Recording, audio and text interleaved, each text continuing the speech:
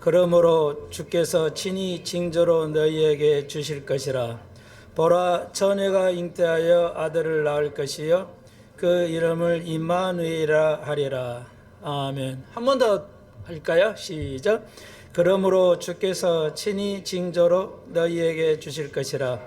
보라, 처녀가 잉태하여 아들을 낳을 것이요 그 이름을 임마누엘이라 하라. 아멘.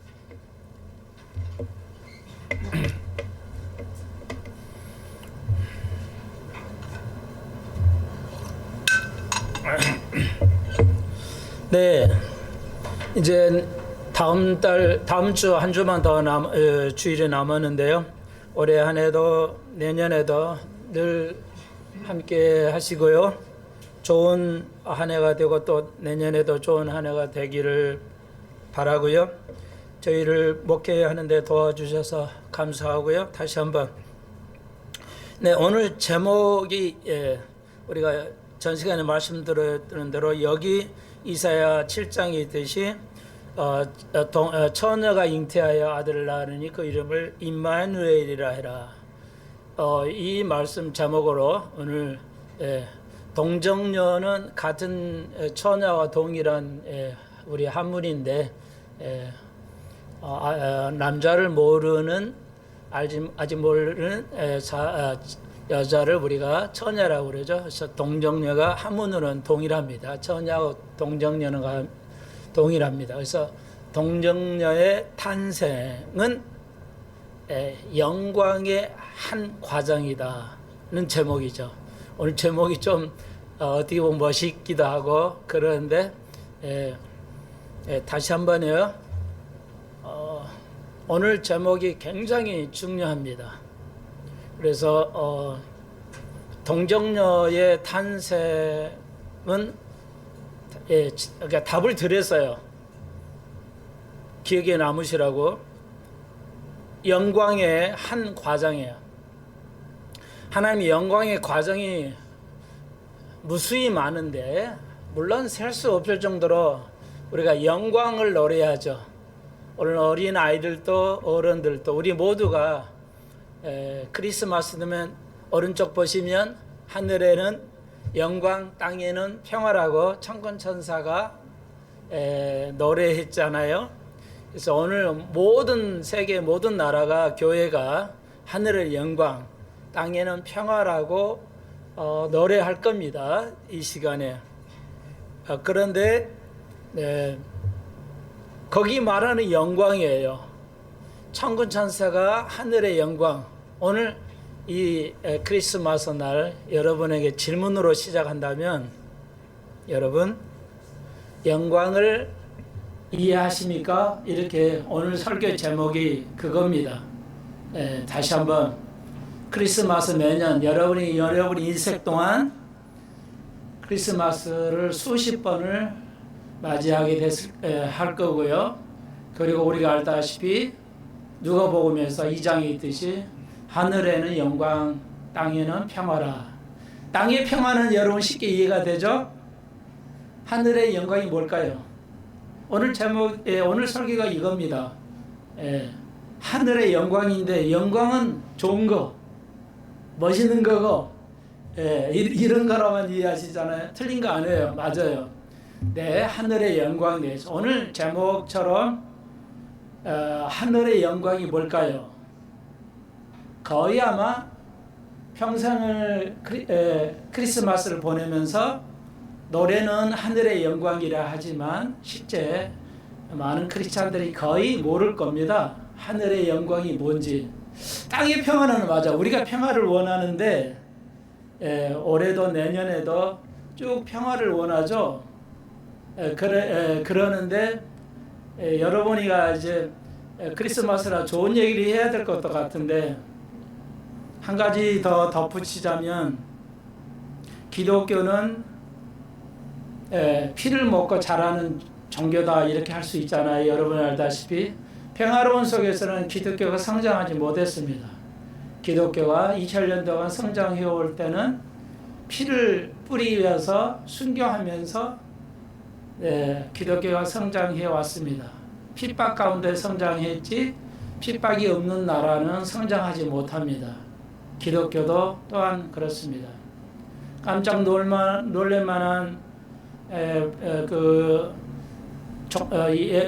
통계가 있는데, 미국의 크리스찬 투데이인가요? 확실치는 않은데 그 기독교지에서 발표한 게 있는데요. 동정녀의 탄생을 미국 교회 46% 대략 목회자입니다. 미국의 목회자 반 정도가, 목사 반이 동정녀의 탄생을 믿지 않는다고 합니다. 어마어마한 샥이죠. 충격이죠. 엄청난 충격을 우리에게 알려주고 있습니다. 그게 현실입니다. 다시 한번, 전 세계, 한국은 어떤지 모르겠지만 동정녀의 탄생을 미국 교회가 반 정도 목사가 인정하지 않았다는 충격적인 뉴스들이 나오고 있습니다. 또 하나의 충격은, 여러분 1900년부터 2000년 지금까지 대략 113년이 되었는데, 대략 100년 동안 해마다요 100년 동안 해마다 30명이 아니에요, 30만 명이 순교자를 기록하고 있습니다. 그래서 기독교가 존재하고 있습니다. 다시 한번요, 100년 동안 30만 명의 순교자를 낸 게 아니고 해마다. 그래서 100년이니까 3천만 명의 순교자의 피를 뿌려서 기독교가 나왔습니다. 우리가 알다시피 예수님이 태어날 때 2살 아래는 다 죽임을 당하는 예수님의 탄생은 기쁜 탄생이 아니고 피비대에 나는 탄생이었다는 걸 여러분이 잘 아실 것입니다. 오늘 이걸 좀 살펴보려고 그래요. 한 번 더 기도해 주십시오. 주님, 오늘 탄생은 너무나도 기쁘지만 또한 우리가 피의 역사를 봅니다. 이 두 가지 상황 속에서 우리가 어찌할 바를 모를 때가 있는데, 오늘 이 기쁜 복음을 깨달을 수 있도록 은총을 더하여 주옵소서. 숙변성 가족들, 어린아이부터 어르신들의 이르기까지 축복하시고 우리들에게 평화를 허락해 주옵소서. 그리고 하늘의 영광이 무엇인지를 깨달으는 귀한 시간 되게 해주시고, 지금 이스라엘에서 수만 명이 사망하고 있습니다. 러시아하고 우크라이나에서도 수십만 명이 죽어가고 있습니다. 주여 도와주시고 주님 어서 오시옵소서. 예수님의 이름으로 기도합나이다. 아멘. 덧붙여서 순교자가 한 해에 여전히 문명 국가에서 1년에 30만 명씩 순교자의 피를 뿌리고 있습니다. 전쟁으로 수십만, 지금 올해도 수십만의 러브 전쟁을 통해서 수십만의 이스라엘의 최대의 몇만 명의 전투에서 몇 명이 사망하지 않았는데 지금 전쟁 중에 2023년도 크리스마스 전쟁 중에 있고, 그 속에서도 팔레스타인 그 적국의 국민들 속에 200명이 크리스찬으로 기독교로 돌아오고 있다는 복음도 나오고 있습니다. 그 전쟁 중에서도 200명의 팔레스타인 이슬람이 이제 기독교로 종교를 바꾸는 그런 엄청난 일도, 그러니까 동시에 선언과 악이 존재하듯이 동시에 예수의 나시면 기쁨과 고통이 함께 하고 있다는 것을 우리가 알 수가 있습니다. 그 정도로 이제, 그리고 또 여러 가지 그 언론에 보면은 지금 인류가 그 가난 속에서 많은 사람이 생명이 잃어가오는데, 또 놀라운 통계에 의하면은 인류의 20%, 지구의 20%, 지구가 대략 80억이라고 정도 하는데, 지구 전체 인구가 80억인데 그 중에 20억이니까 20%니까 10% 8억에 8억 해서 16억이 먹을 게 없어서 굶어 죽어가고 있다는 것이 지구상의 현실이다 할 수가 있습니다. 그러니까 우리가 좋은 기쁜 소식도 있고 나쁜 소식도 함께 어우러져 있다는 것, 그 속에서 우리가 어떻게 이런 것들을 판단해야 되는 것인가. 오늘 또 여러 행사 조금 있었고 또 이게 성만찬이 있기 때문에 좀 설교가 짧아져야 되는데, 사실 이게 너무 짧은 시간에 이거 하나만 얘기하려 해도, 자, 다시 한번 결론을, 어려우니까 결론을 먼저 짚시다. 비통하기도 오늘 2023년도 미국의 교회들이 반이 진리에서 벗어나서 이제 하나님을 대적하는 이제 그런 시대에 우리가 살고 있고, 오늘 우리 대한민국도 이제 너무 경제가 어려우니까 크리스마스 캐롤송을 듣기가 사라져버리는 그런 상황이 있다는 것도 우리가 겪고 있습니다. 크리스마스 캐롤송을 부를 만한 여유가 없어요. 증권이 오른다, 미국 증권이 올라간다, 이게 허상입니다. 허상이에요. 오늘 거기까지는 얘기를 하지 못하겠고요. 겉에만 그래서 속은 지금 다 골마가고 있어요. 한국도 경제가, 여러분이 부동산 이런 게 뭐 2, 3억씩 떨어져 가고 있는 상황이 지금 왜 이러냐. 근데 자, 오늘은 이제 그 얘기는 하지 않겠고요. 자, 그런 우리 상황에 올해 크리스마스를 우리가 맞이하고 있다는 것도 또한 현실입니다. 그래서 오늘 많은 지식인들이 헬라어, 히브리어 세계적인 그런 언어학자들 일부는 구약의 이사야 오늘 봉독한 7장에서 처녀가 잉태했다. 그래서 처녀가 잉태했다 이 단어를 이제 이제 히브리어는 알마라는 뜻인데, 이제 믿을 수가 없다. 자기가 히브리 헬라의 전문가인데 이 처녀가 잉태한다는 건 논리적으로 맞지 않다. 그래서 번역을 할 때 그냥 여자로 번역을 해버립니다. 예.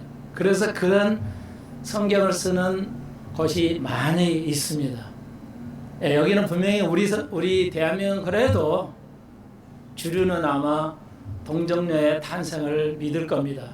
그러나 전 세계적으로 돌아볼 때 미국 교회도 심각할 정도로 이 동정녀의 처녀의 탄생을 믿지 않습니다.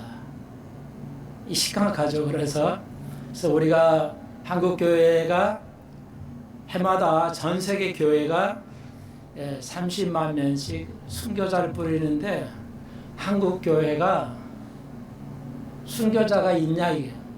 한국 교회 100년 선교에 세계에서 미국 다음으로 선교사를 제일 많이 파송해요. 그래서 한국이 이만큼 그래도 아무것도 없는 한강의 기적을 이루어서 이렇게 잘 사는데, 한국 교회가 크리스마스에 맞이해서 생각해 볼 수 있는 것은 전 세계 교회가 30만 명의 순교자 삐를 뿌리는데 한국 교회가 몇 명의 100년 동안, 올해 말고 그냥 100년 동안에 몇 명의 선교사를 뿌렸냐. 거의 없을 정도잖아요. 그러니까 한국 교회가 다시 한번 자기 성찰, 말씀으로 돌아와 봐야 됩니다. 몇 년 전에, 오래 전에도 선교사로 젊은이들이 중동으로 나가서 한 명을 희생했죠. 순교자로서 보기가 어려운, 우리가 너무나도 비참한 그런 장면을 목격했잖아요. 노무현 때 젊은이들이, 강남의 어떤 교회 젊은이들이 서약을 했어요. 선교사로 나가면, 중동에 나가면 죽을 수도 있다. 다 서약을 하고 나갔음에도 불구하고 그 한 명은 살기 위해서 선교사의 모습을 전혀 보이지 못했죠. 그게 한국교회의 현실이라는 것도 자기를 돌아볼 수 있어야 됩니다. 한국교회가 돌아볼 수 있어야 돼요. 정말로 이런 얘기 하고 싶지 않은데 그렇습니다. 그런데 우리가 계속 요즘에 제가 설교에 그렇죠. 성경 99%가 뭐다? 황당한 얘기다. 모순이다 하는 것이죠. 모순. 한두 가지만 더 살펴볼까요? 동방 박사가 별을 따라서 예루살렘에 멈추고 베들레헴에서 탄생한 것을 우리가 압니다. 그래서 어린 아이들도 오늘 그들이 찬송을 부르죠. 근데 우리가 생각해 봐야 할 것은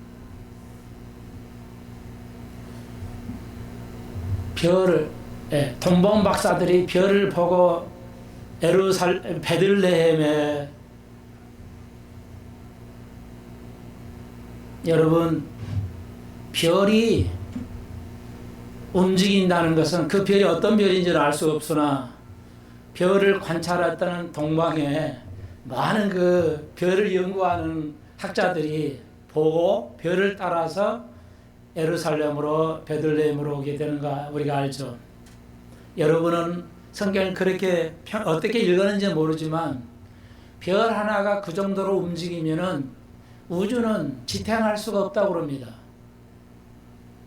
지구는 존재할 수가 없어요. 별끼리의 그 중력이 있고 당기는 힘이 있기 때문에, 그런 별이 그 정도로 반짝하면서 사람을 인도할 별이라면은 서로 당기는 힘이 있기 때문에 우리가 지구가 태양보다 훨씬 조금만 더 가까워요. 지구는 불겁게 더워서 존재할 수 없죠. 멀리 떨어지면 영하 100도로 내려가기 때문에 태양하고 이 먼 지구의 그 먼 거리에도 정확한 그 거리를 유지해야지, 지구가 태양보다 더 가깝거나 조금만 더 멀어가면 지구는 존재할 수 없어요. 모든 별은 서로 셀 수 없는 별이 많아도 그 별들이 서로의 당기고 당기는 그것이 완벽하기 때문에 우주가 지탱하는 거지. 거기에 별 하나만이라도 잘못 움직여 버리면은 태양계는 존재하기 어려워지는 걸 우리가 상식적으로 압니다. 모순이잖아요. 그래서 과학자들이 성경 읽을 때 말도 안 된다. 별이 움직였다. 이건 꾸며낸 얘기지. 별이 움직이면 우주가 존재할 수가 없는 그런 과학적인 체계인데 이럴 수 있냐고 아무도 믿지 않아요. 성경은 동정년 탄생도 믿을 수 없고 오늘 우리가 아는 그 그리스도에 관계된 모든 걸 믿기가 어려워요.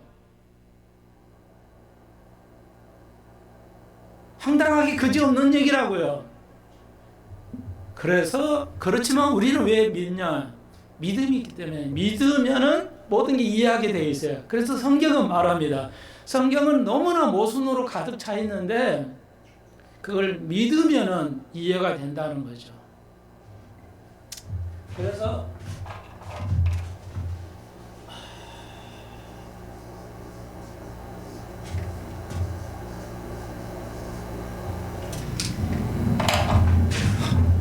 우리가 이제 모순을 영어로는 패러독스라고 그러는데, 그러니까 패러라는 것은 가치, 여러 개, 두 개 이런 뜻이에요. 패러는 두 개, 쌍이라는 뜻이에요. 독스라는 것은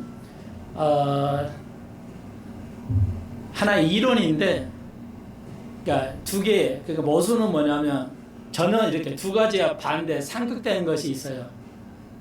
성경은 99% 그렇다고 그랬죠. 그래서 세상 사람들이 여러분이 성경 읽을 때 이해가 안 되는 거예요. 모순투성이라 읽을 수가 없어요. 이해가 안 되는 겁니다. 그래서 성경이 어려워요. 요즘 들어서 내가 부쩍 강조를 하는데요. 성경이 왜 재미없냐?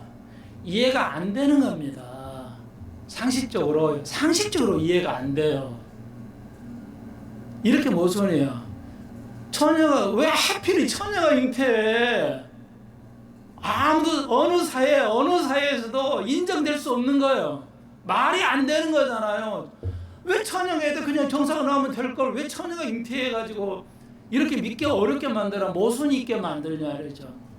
자, 다시 한번 모순이라는 패러독스라는 말은 두 가지가 다른 상충된 말인데 상충이 되면서도 똑같은 논리적이라는 거예요. 상충이 되는 것도 있지만 이 상충이 조화를 이룬다는 뜻도 있어요.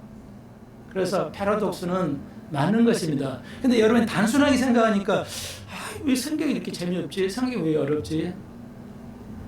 그래서 성경은 전체를 배우고 하나하나 아주 심도 있게 배워야 됩니다, 여러분. 대충 배우면 이해할 수가 없어요. 그러니까 믿음이 없으면 똑똑한 사람들이 그래서 안 믿는 거예요. 너무 모순이니까요. 이해하시겠어요? 성경의 탄생에 대해서 그 많은 이야기들이 다 안 맞아요. 논리적이 안 맞다고요. 근데 밑에다 독사를 써놨는데 A 하나가 더 있잖아요.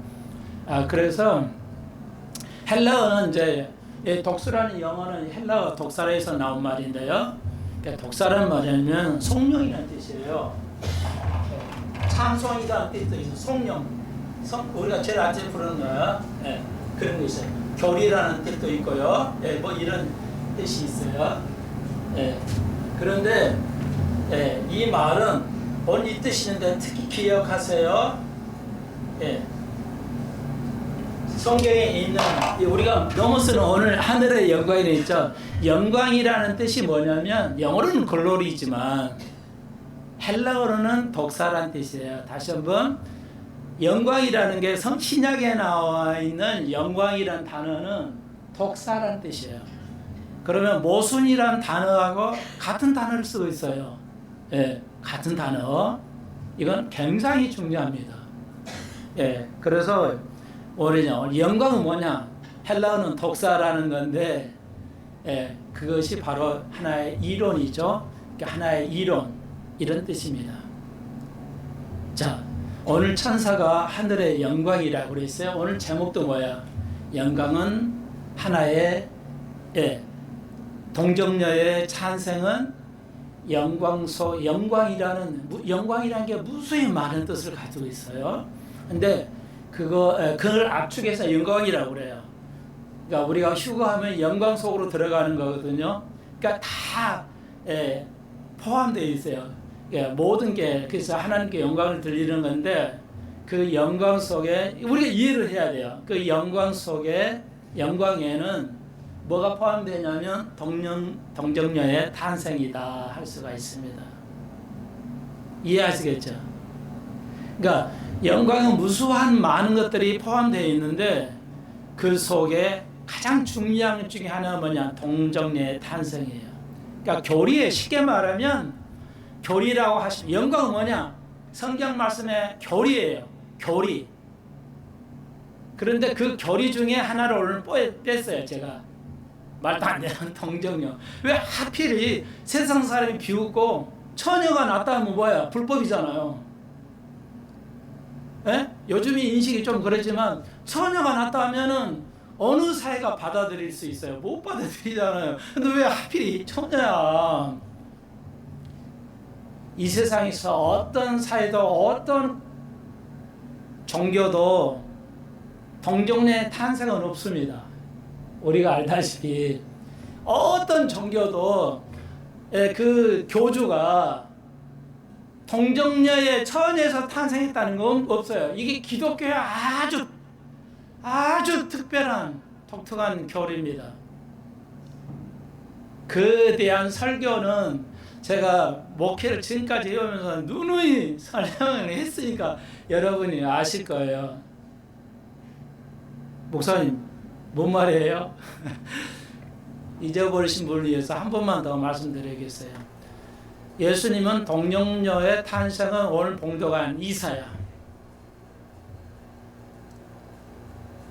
잠깐만에 이거 설명을 해야 돼요. 이사야를 통해서 이사야는 왕족입니다. 이스라엘의 왕족이에요. 그러니까 아주 그런 여러 왕들 속에 하나의 왕자로 태어났고요.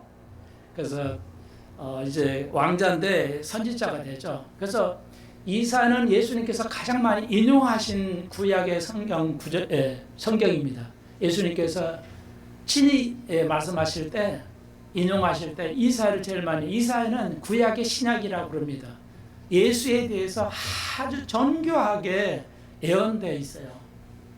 그래서 오늘 그 예언 중에 이사야를 통해서 이사야가 살았을 때 아하스 왕이 있었어요. 아하스 왕은 이사야가 살았을 때 아하스 왕이 있었는데 그때인데 여러 왕이 거쳤는데 아하스 왕이 있었어요. 아하스 왕은 악한 왕이에요.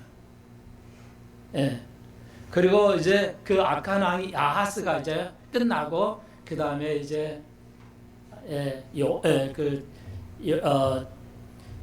갑자기 더 생각이 안 나네. 그 히스기야, 그 아하스의 아들 히스기야 왕이 이제 그 다음을 대를 이어서 됩니다. 그러니까 악한 왕 다음에 아들이 히스기야는 아주 선왕이에요. 이스라엘 중에 아주 선왕 중에 또 선왕이 히스기야 왕이. 그래서 히스기야가 위에 아래에서 애굽에서 위에는 시리아에서 자꾸 쳐들어오니까 아하스가 하나님을 의지해야 되는데 자꾸 그 적군하고 동맹해서 하나님을 의지 아니하고 세상의 나라를 의지하는 그 악한 일들을 하죠. 그래서 그 걱정할 때 이사야가 하나님께 계시를 받고 오늘 봉독한 7장 14절에 아하스 왕의 굉장히 그 나라의 고통을 악한 왕에게 하나님께서 이 악한 왕에게도 희망을 줍니다. 오늘 이게 여러분의 내년 한 해 메시지가 되기를 바라는데요. 그 악한 왕임에도 불구하고 하나님께서 징조를 줘요. 오늘 다시 한번 읽어드릴게요. 그래서 그 고통 중에 있는 하나님에게 그들에게 그러므로 주께서 친히 징조로 너에게 주실 것이라. 아하스에게도 그렇지 않아 너희의 왕족이 계속 이어갈 것이고 너희 앞에서 선왕이 나올 것이다. 그래서 처녀가 잉태하여 아들을 낳을 것이다. 그래 요아스에게는 그 다음에 아들을 낳죠. 그리고 그 아들이 히스기야 왕이 됩니다. 그리고 나라를 계속 이어져 가요. 악한 왕임에도 불구하고 하나님의 그 은혜를 볼 수 있습니다. 한국이 잘나서 선교사를 그 세상에 많은 선교사를 뿌리는데 한국이 정말 선교사를 내지 못하고 있죠. 뭐 그냥 그 순교자를 거의 내지 못했잖아요. 그럼에도 하나님께서 축복하신 것 동일하고 생각할 수 있습니다. 우리 모두가 말이죠. 그런데 처녀가 잉태하여 아들을 낳을 것이고, 그래서 여기서는 아들을 낳을 것이다는 말은 두 가지예요. 히스기야를 통해 낳을 것이다. 그러니까 너의 자식이 계속 나서 축복이 갈 것이다는 것과 여기 이중이죠. 여기는 이중을 넣었어요. 여기서 처녀가 잉태해서 또 아들을 낳는데 그것은 예수 그리스도를 의미하죠. 예수님이 오시기 전에 이스라엘을 통해서 예언되고 그 예언이 구약의 예언이 그대로 성취돼서 오늘 예수가 나셔서 그 이름을 임마누엘이라 했다. 우리와 함께 하신다. 임마누엘이라 하나님 우리와 함께 하시고 올해도 내년에도 우리가 잘나서가 아니라 그분의 은혜로 우리가 함께 약속하신 거고 그것은 히스기야 아하스 왕에게만 아니라 우리에게도 한국 교회에게도 이스라엘의 그 고통을 당하는 전쟁 중에 이스라엘의 교회에도 함께 하실 것이다. 이렇게 이야기할 수 함께 하셨기 때문에 한국이 정말 이만큼 잘 살 수 있다는 것도 우리가 증인이 될 수 있다 할 수가 있습니다. 그래서 구약에 예수의 오심을 많이 어떤 학자는 예수의 초림과 재림이 400번씩 기록되어 있다. 믿기 어려울 정도인데 어떤 성경학자는 그럽니다. 예수의 초림 400번 언급되어 있다. 재림 400번 언급되어 있다. 할 정도 예수의 그 예언이 있어요. 그럼에도 불구하고 오늘 이스라엘이 믿지 못하죠. 세상 사람이 믿지 못합니다. 이게 참 불행인데 그 중에 하나가 바로 동정녀의 탄생이죠. 어떻게 해서 이런 그 비윤리적인 상상할 수 없는 걸 향해서 예수가 오셔야만 했냐? 그것은 지금까지 목회하면서 제가 여러분에게 가르쳐왔고 이거 분명히 여러분이 확실하게 알고 있어야 돼요. 예수의 증인이라면 여러분이 예수의 증인이라면 확실히 알고 있어야 되는 거 또 알고 있을 건데 다시 한 번만 더 말씀을 드리면 예수님은 처녀로 잉태해야 된다는 거죠. 그렇지 않으면 죄를 살 수 없죠. 그냥 간단해요. 처녀에서 잉태해야 되죠. 사람에서 잉태하면 죄가 되죠. 사람으로 남자를 통해서 잉태하게 되면 어떻게 돼요? 모든 인간은 죄를 가지고 태어나기 때문에 죄인을 용서하려면 뭐예요? 죄가 없는 사람이 동물이 아니에요. 사람의 죄는 사람 위해서만이 죄가 용서가 되죠. 그렇기 때문에 사람으로 오셔야 돼요. 그걸 우리가 성육신 기억하시죠?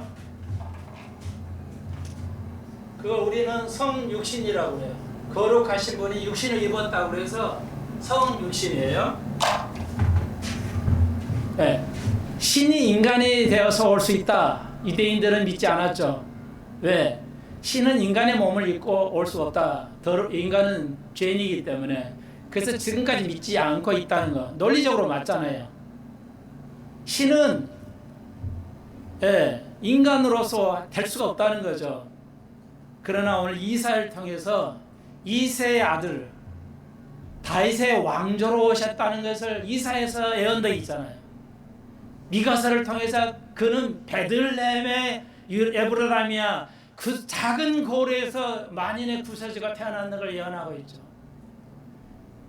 다윗의 왕조로서 이스라엘을 통해서 오늘 처녀의 몸에서 분명히 처녀의 몸에서 마리아의 몸을 통해서 잉태했다는 이렇게 있음에도 불구하고 예언되어 있음에도 불구하고 오늘 목회자들이 믿지 않고 있어요.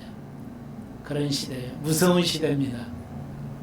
우리가 이 믿음을 지킨다는 게 얼마나 어려운 것이냐. 그래서 구약에 이렇게 언급되어 있잖아요. 더 멀리는 아담으로부터, 아담의 죄인 이후에 뭐야? 여자의 머리가, 그가 마귀가 여자의 발을 상하지만 여자의 후손은 마귀의 머리를 상하게 한다. 그 여자의 후손이 뭐야? 예수 그리스도야. 아담부터 뭐예요? 언덕이 있어요. 뭐 자그만치. 예수는 여자의 후손에서, 왜?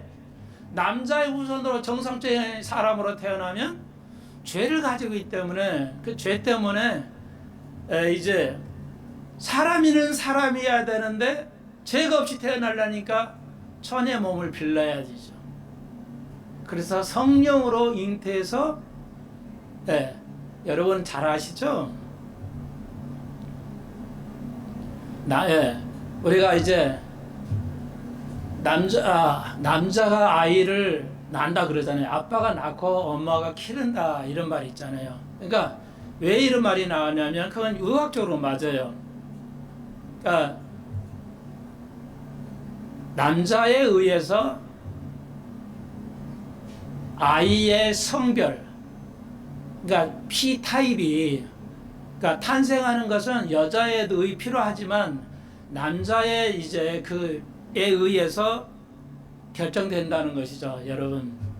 피가 만들어지는데 피를 남자는 여자로 만드는 결정은 여자의 역할에 의하지 않고 남자에 의해서 결정이 된다는 거죠, 의학적으로.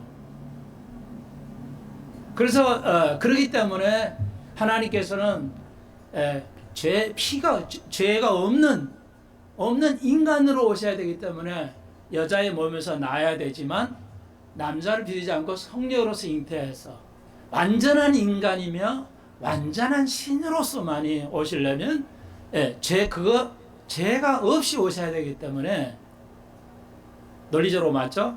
그래서 다시 한번 이걸 패러독스라고 하는 거예요. 틀린 것 같지만 세상은 몰라. 틀린 것 같지만 우리는 맞죠? 그걸 모순이라고 그래. 그걸 노래하는 것을 송영이라고 영광이래. 천사는 이걸 노래한 거야. 하늘의 영광이라는 뜻이 이 뜻이에요. 자, 좀 이해하시겠죠? 그래서 한 가지만 더 언급은, 우리가 요한복음을 배우고 있잖아요.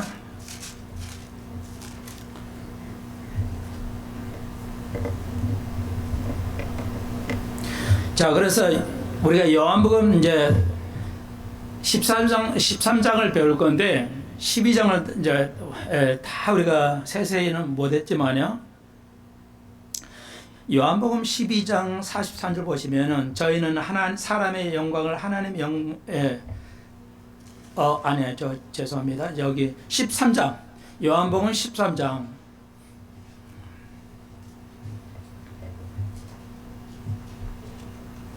요한복음 이제 우리가 13장을 배울 건데 13장에서 이제 그 31절, 13장 31절 보시면, 제가 나간 후에, 그러니까 예수님 6월절에 마지막 십자가에 돌아가기 전에 이제 6월절 만찬을 하시고 하시는 그 장면이에요. 만찬을 하면서, 오늘 성만찬 하면서 예수님이 나를 팔 자가 있을 거리라 이렇게 말씀하셔서 가룟 유다가 나가죠. 저가 떡을 가지고 있는 자가 나를 팔 자라 말해도 11 제자들이 다 이해를 못해요. 뭔 말인가. 그래서 유다가 밖으로 나가죠. 그랬더니 31절, 저가 나간 후에 예수께서 가라사대 지금 인자가 영광을 얻었고 하나님도 인자를 인하여 영광을 얻으셨다. 이 말 나오죠. 너무너무 중요합니다. 제가 성경 전체는 모르겠지만 이게 최고의 예수님 말씀하신 거예요. 예수님 말씀하신 거예요. 지금 인자가 영광을 얻었고 하나님도 인자로 인하여 영광을 얻으셨다. 예수도 영광이에요. 오늘 영광. 자, 여러분이 생각하는 영광이 아니에요. 여러분이 생각하는 영광이 아니고, 자, 여기 보십시오. 요한복음 13장. 이때 영광이 뭐예요? 상황을 보십시오. 뭐 할 때요? 십자가를 놓고죠. 이제 십자가상에 돌아가시기 상황에서 예수님께서 아직 지진 않으셨다면 가룟 유다가 나를 배반할 것이다. 모든 인류의 죄를 위해서 죽는다는 거. 자, 이거 간단해요. 이 구절이 나는 성경에서 가장 중요한 구절이라고 보는데요. 예, 뭐냐면 여기서 영광은 좋은 의미가 아니에요. 그러니까 영광이 뭐냐면 예수님이 가룟 유다가 나를 팔 거야. 근데 내가 하나님도 나도 영광을 얻었다. 이 말이에요. 이 뭐예요? 그러니까 여기서 영광은 두 가지죠. 그 한 중이 뭐야?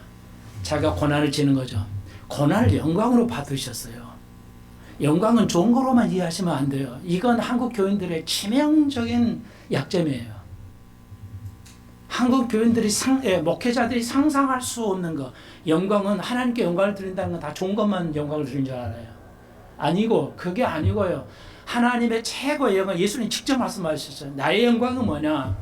십자가를 지는 거라고요. 지금 말씀하시잖아요.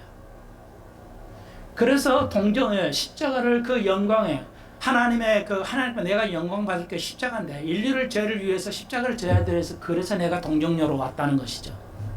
이해되시죠? 그러니까 동정녀의 탄생은 세상상 이해할 수 없는 거 받아들일 수는 말도 안 되는 황당한 얘기지만 그거 외에는 길이 없다는 것이죠. 인류를 구원할 수 있는 건 그것밖에 없습니다. 그러니까 십자가를 지는 거야. 내가 동정녀로 나와서 탄생해서 십자가를 질 것인데 그것이 뭐다? 하나님의 영광이고 모든 사람들의 영광이라는 거예요. 근데 우리는 그런 영광은 생각하지도 못한다는 겁니다. 꿈에 꿀지도 않아요. 그냥 하나님 영광 받으니 좋을 일이만. 우리가 좋은 거 교회에서 한국 교회가 설교 내용이 뭐야? 다 총건히 하는 게 영광이야. 근데 십자가를 지고 우리가 예수 그리스도를 위해서 순교를 하거나 십자가를 지는 거에서를 영광이라고 하지 않아요. 우리의 크리스찬들이. 그러니까 크리스찬이 아닌 크리스찬들이 한국 교회 전체야. 죄송하지만 아무리 해마다 크리스마스를 하면서도 한국 교회가 하나님께 영광이 무엇인가, 영광의 본질이 무엇인가도 배워본 적이 없어. 가르쳐 본 적이 없어요. 그렇지 않아요? 그렇게 아름답게 노래하고 크리스마스를 노래하지만 진정 우리가 하나님께 영광을 돌리는 게 뭐냐? 그분을 아는 것인데 그분의 영광이 무엇이냐? 예수님 친히 말씀하셔요. 요한복음 우리가 지금 다음 시간에 배워야 할 거예요. 하나님의 영광하고 내 아들 나의 영광이 뭐냐? 십자가를 지는 거죠.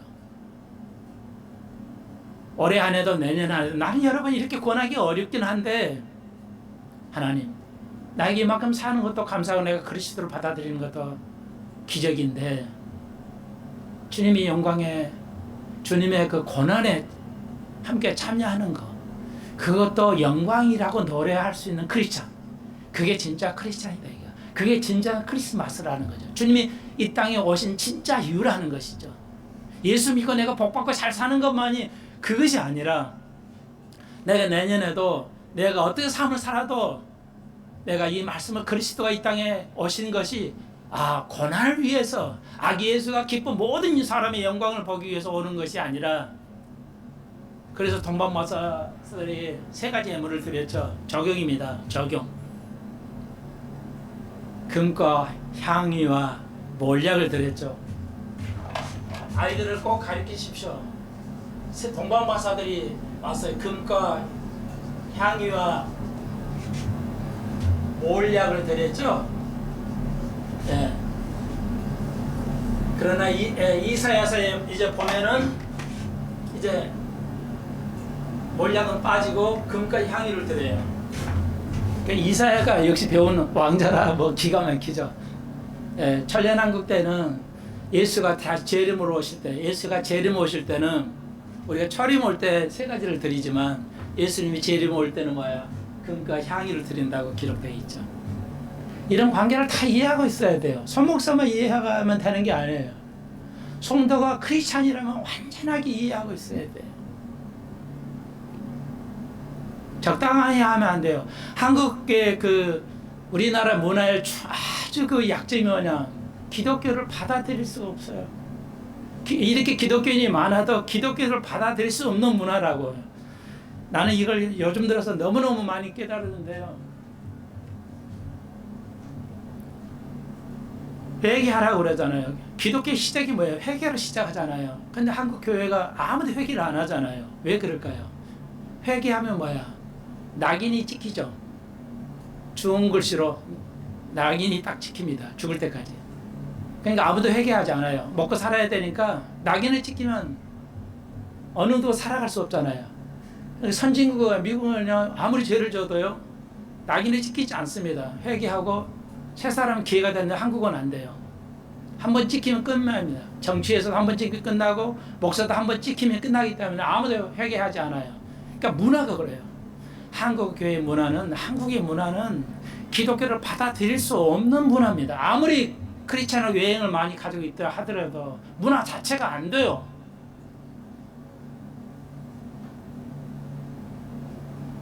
나는 하나님이 계속 기도하고 있습니다. 아마 모르겠는데 영원히 안 될 것이다. 한국에서 이 문화는. 이거 뭐 아무 소용 없어요. 다시 여기 들어옵니다. 초림에서 할 때는 금강 향해 몰약으로 우리가 삶을 들어야 돼. 내년에도 끊임없이. 진짜 크리스찬들은. 그리고 이제 이사를 통해서 이사의 마지막 부분에서는 금강 향유가 재림에는 필요하죠. 그건 다음에 공부하고, 이제 재림으로 오실 때는 몰약은 필요 없잖아요. 자, 그래서 간단하게 잃어버린 분에서 금은, 예, 황금색은 왕을, 만왕의 양, 오늘 찬송도 만왕의 왕 만유의 주죠. 그건 재림 때요. 만유의 왕, 만유의 주는 재림 때 하시는 겁니다. 초림 때 아니에요. 초림은 고난이에요. 고난의 영광에 주로 오십니다. 영광은 승리하고 고난을 포함합니다. 그것이 진짜 영광이에요. 이해하시겠죠? 네.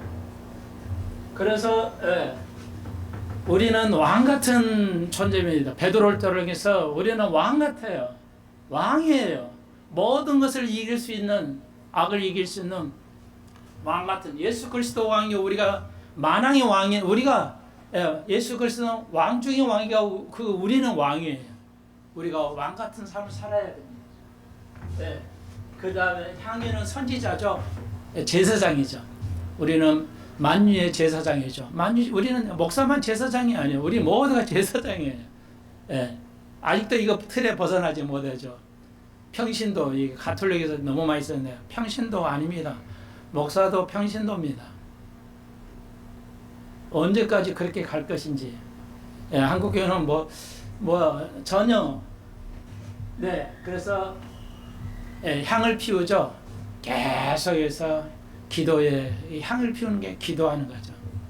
끊임없이 기도하고요. 제사를 관여하고, 여러분의 모든 삶, 여러분의 직장에서 삶, 사회에서 삶, 교회에서 삶, 모든 삶이 제사의 그 향을 드리는 제사의 삶이죠. 교회 와서만 집사님, 목사님, 장로님 밖에 나가면 언제 장로님이 될 필요 없어요. 죄송해요. 그러면 안 됩니다. 교회 와서는 집사님들이 장로님, 목사님하고 집사님하고 집에서는 그냥 개똥 취급하듯이 그냥. 그 이중적이지 않아요? 좀 나쁘게 말하면. 안 됩니다, 이거. 그 다음에 몰약은 죽은 시체에 바르는 거죠. 예수님은 아기 예수가 이 땅에 오실 때 만왕의 왕으로 오신 게 아니에요. 죽으시려고 해요. 인간의 죄를 위해서 죽으시려고요. 그게 영광입니다. 신에서 버리고 성육신했어요. 이해할 수 없는 신이 인간이 되는 겁니다. 구약에 있죠. 다른 종교는 볼 수 없는 겁니다. 기독교만 볼 수 있어요. 그래서 기독교가 참 진리고 기독교만이 우리 영혼을 살릴 수가 있죠. 그 간단하게 말씀드려서 다 그것을, 그래서 특히 고난, 영광은 십자가를 지는 것입니다. 그래서 기독교의 핵심은 십자가를 지는 거라고 누누이 말씀드렸죠. 오늘 토막토막 하늘의 천사들이, 천군 천사가 하늘의 영광이라는 것. 영광은 요한복음 13장에서 그것은 하나님의 영광이고 내 영광이 뭐다? 십자가를 지는 것이죠. 고난을. 그게 기독교입니다. 예수 믿고 잘 사는 게 기독교가 아니고요.